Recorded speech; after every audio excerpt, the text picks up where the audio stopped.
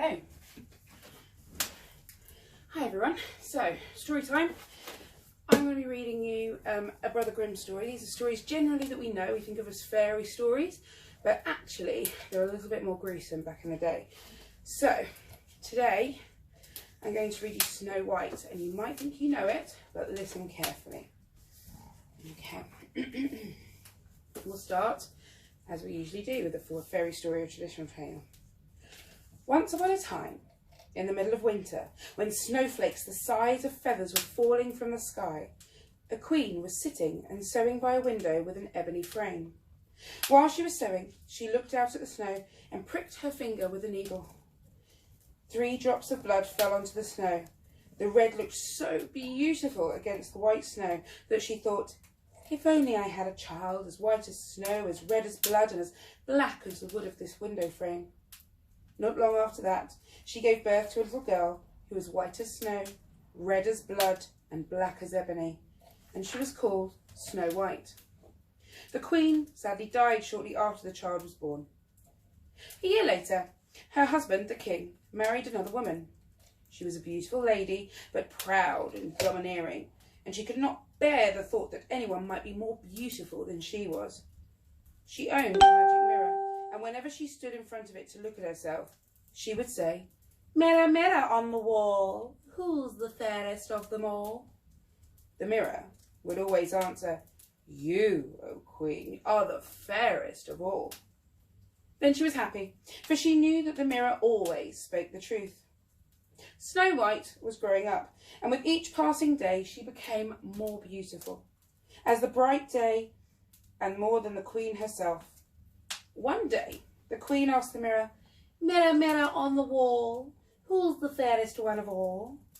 And the mirror replied, "My queen, you may be fairest here, but Snow White is 1,000 times more fair." When the queen heard these words, she began to tremble, and her face grew green with envy. From that moment on, she hated Snow White, and whenever she set eyes on her, her heart turned cold like a stone. Envy and pride grew as fast as the weeds in her heart. By day or by night, she never had a moment's peace. One day, she summoned the huntsman and said, "Take the child out to the forest. I don't want to set eyes on her ever again. Bring me her lungs and her liver as proof that you have killed her."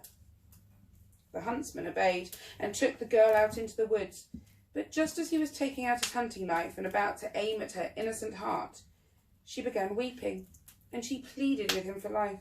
"Alas, dear huntsman, have mercy. I promise to run into the woods. I'll never come back again." Snow White was so beautiful that the huntsman took pity on her and said, "Oh, just run off, poor child. The wild animals will devour you before long," he thought, and he felt as if it was a great weight had been lifted from his shoulders, for at least he would not have to kill the girl. Just then, a young boar ran by him, that's a wild pig, and the huntsman stabbed it to death. He removed the lungs and liver and brought them to the queen as proof that he had murdered the child. The cook was told to boil them in brine, and the wicked woman ate them up, thinking that she had consumed Snow White's lungs and liver. Got a few issues, the queen, I think. The poor child was now all alone in the vast forest. She was so frightened that she just stared at all the leaves on the trees and had no idea where to run. She started running and raced over sharp stones and through thorn bushes. Wild beasts hovered around her at times, but they did her no harm. She ran as far as her legs would carry her. When night fell, she discovered a little cottage and went inside to rest. Everything in the house was tiny and indescribably dainty and spotless. There was a little table with 7 little plates on a white cloth, each with its own little spoon. And then there were 7 little knives and forks and 7 cups. Against the wall were 7 little beds in a row, each made up with sheets as white as snow. Snow White was so hungry and so thirsty that she ate a few vegetables and some bread from each little plate and drank a drop of wine from each little cup. She didn't want to take everything away from the places. Later, she was so tired that she tried out the beds, but they didn't seem to be the right size. The first one was too long, the second too short, but the 7th was just right. Kind of sounds like another story, doesn't it? And she stayed in it. Then she said her prayers and fell fast asleep. It was completely dark outside when the owners of the cottage returned. There were 7 dwarfs who spent their days in the mountains, mining ore and digging for minerals. They lit their 7 little lanterns, and when the cottage was no longer dark, they saw that someone had been there, for not everything was how they had left it. The first dwarf asked, "Who's been sitting in my little chair?" The second one asked, "Who's been eating from my little plate?" The third one asked, "Who's been eating my little loaf of bread?" The fourth one asked, "Wait, who's been eating from my little plate and eating all the vegetables?" The fifth asked, "Who's been using my little fork?"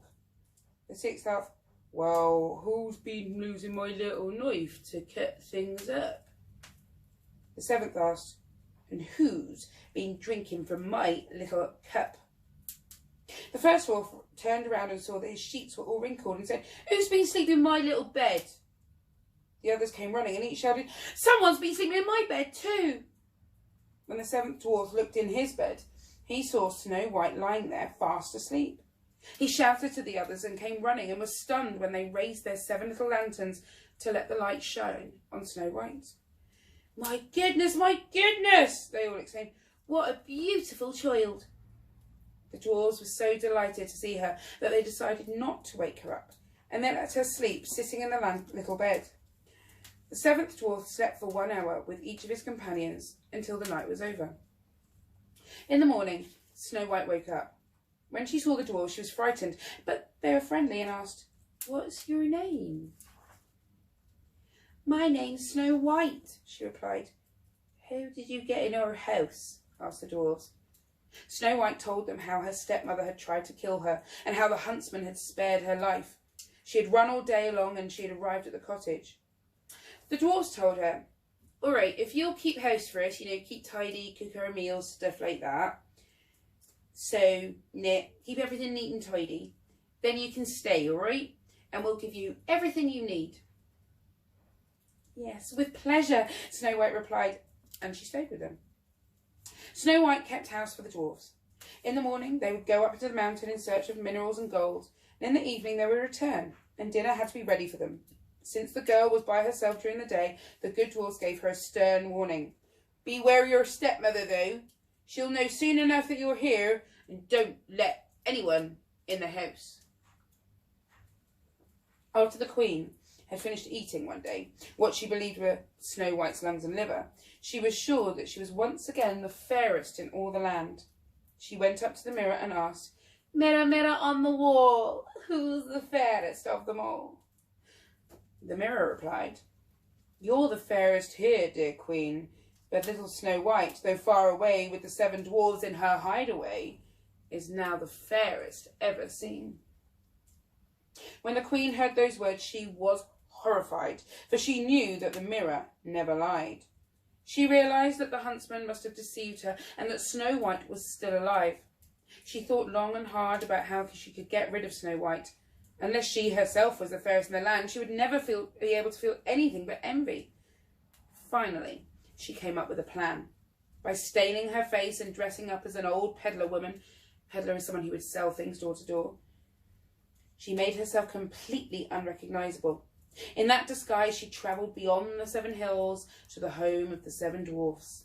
Then she knocked on the door and called out, "Pretty wares for a good price, come and see my thing." Snow White peeked out of the window and said, "Good day, old woman. What do you have for sale?" "Nice things, pretty things," she replied. "Stay laces in all kinds of colours." And she took out a silk lace woven of many colours. "I can let this good woman in," Snow White thought, and she unbolted the door and bought the pretty lace. "Oh, my child, what a sight you are! Come, let me lace you up properly." So she bought something for her clothes, and the old woman, who is really the Queen, is helping her to use it for the first time. Snow White wasn't the least bit suspicious. She stood in front of the old woman and let her put on the new lace.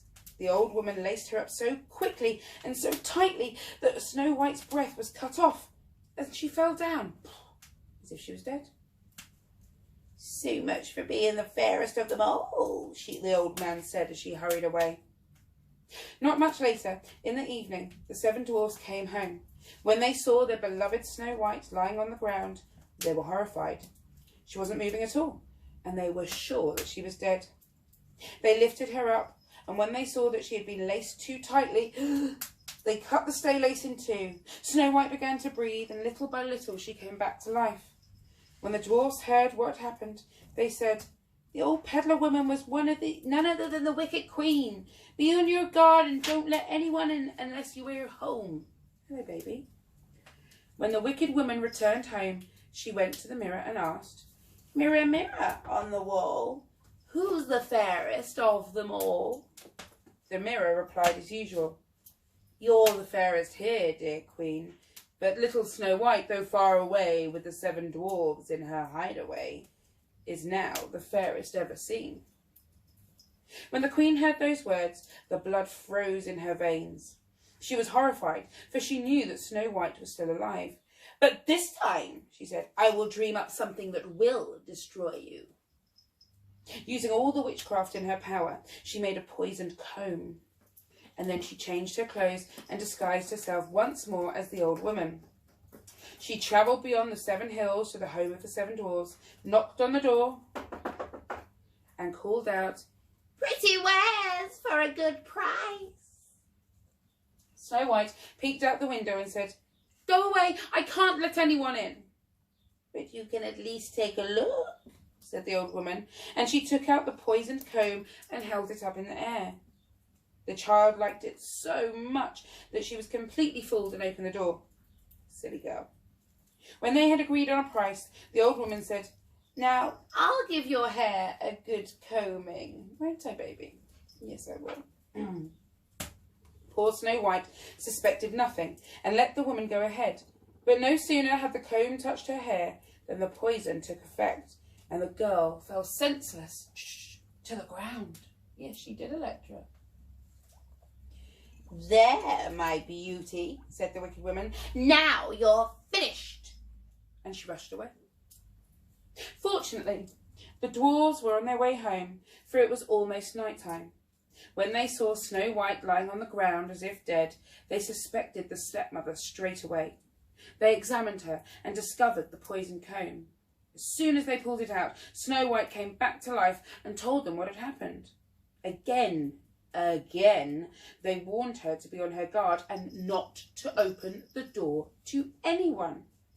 At home, the queen stood in front of the mirror and said, all together now, "Mirror, mirror on the wall, who's the fairest of them all?"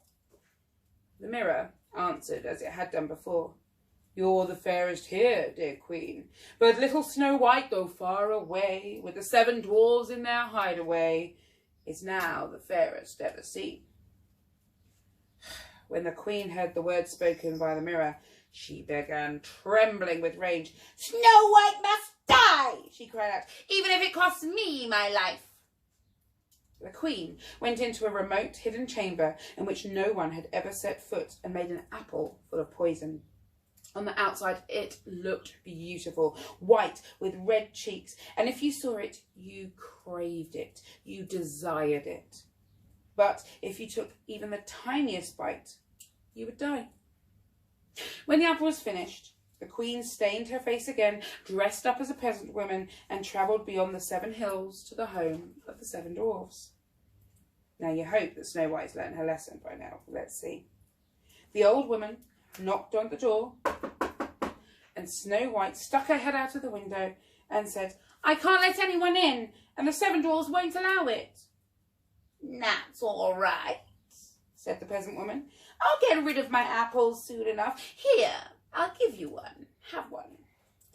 No," said Snow White. "I'm not supposed to take anything." "Are you afraid that it's poisoned?"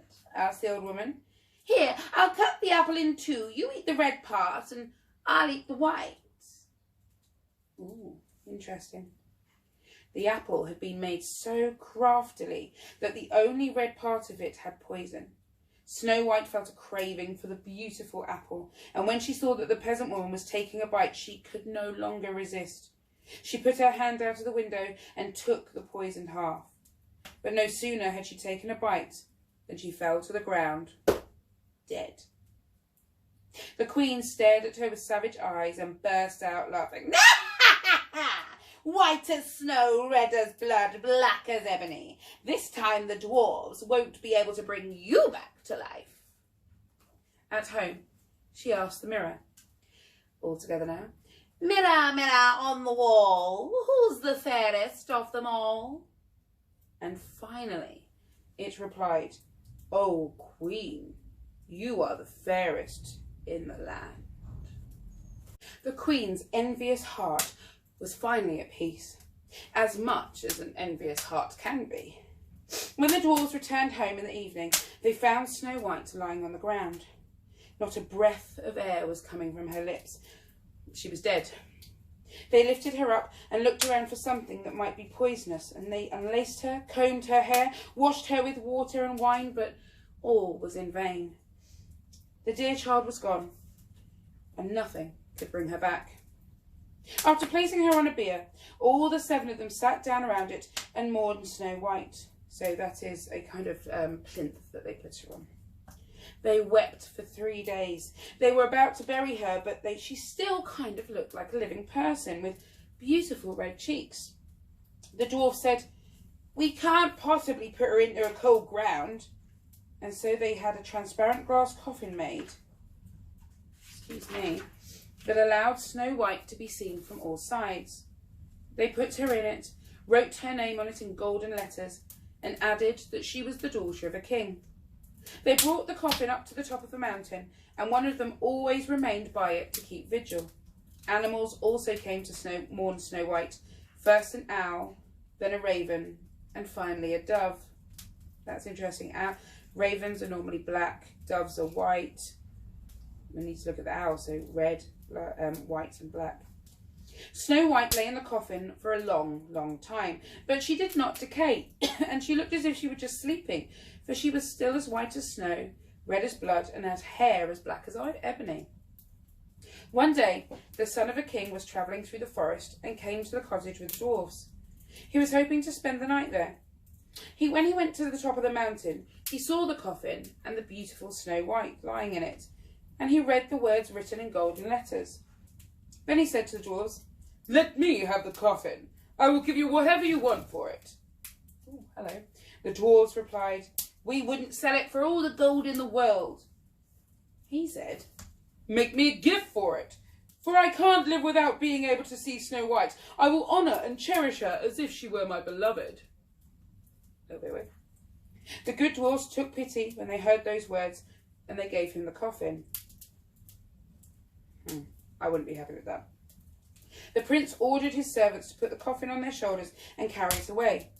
It happened that they stumbled over a shrub, a small plant in the ground, and the jolt freed the poisonous piece of apple lodged in Snow White's throat.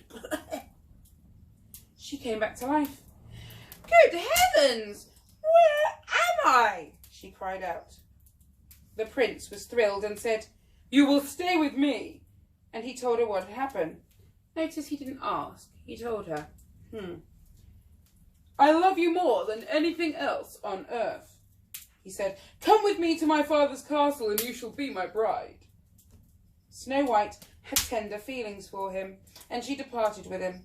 The marriage was celebrated with great splendour. It was quick. Snow White's wicked stepmother had also been invited to the wedding feast. She put on beautiful clothes, stepped up to the mirror and said, "Mirror, mirror on the wall, who's the fairest of them all?"